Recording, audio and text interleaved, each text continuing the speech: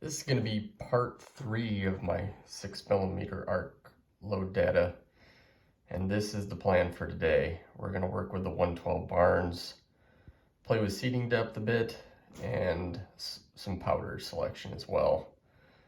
The first group of 112 barns that I had shot previously were all about 40 or 50 thousandths off the land.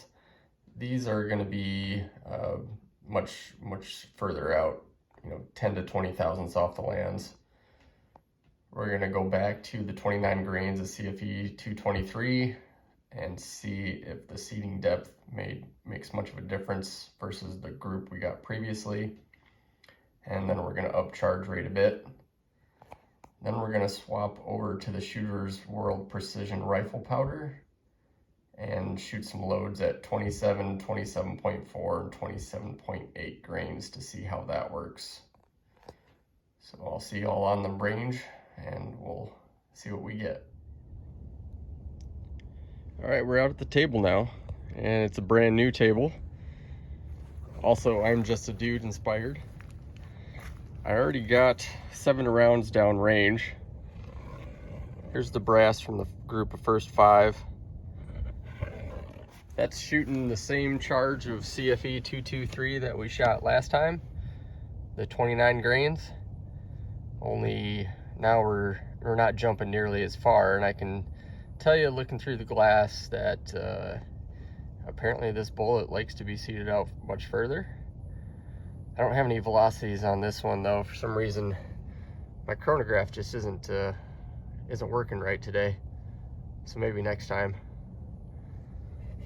But I'm gonna keep moving down the line here, shoot them up, and let you guys know the results. All right, we finished up the groups with CFE 223 today. There's our first group with 29 grains, the duplicate group from last time, but seated out further. That's a 5-shot group at 100 yards. Looking pretty good so far. And I bumped up the charge rate to 29.8.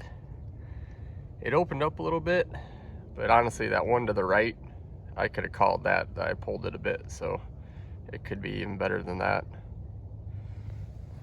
This is definitely quite a big difference from the 1.1 inch groups that we were getting last time.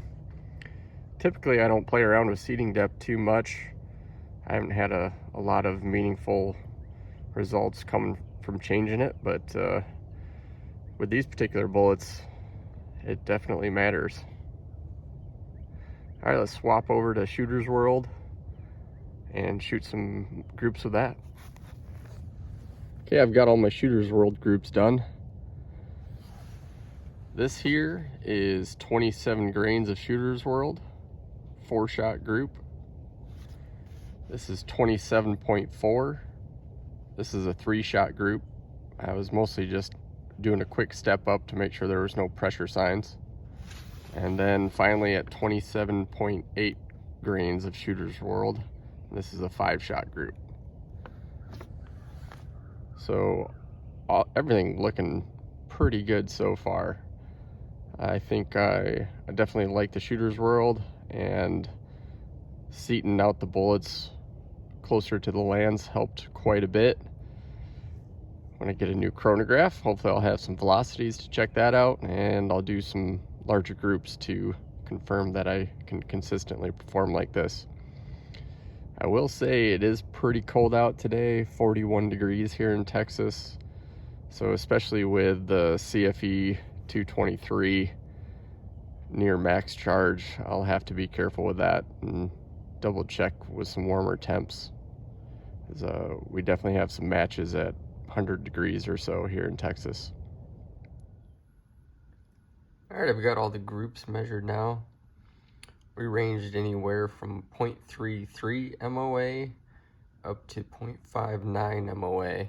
So much better performance than last time, although I do need to come back and verify I can get this performance with a 8 to 10 shot group.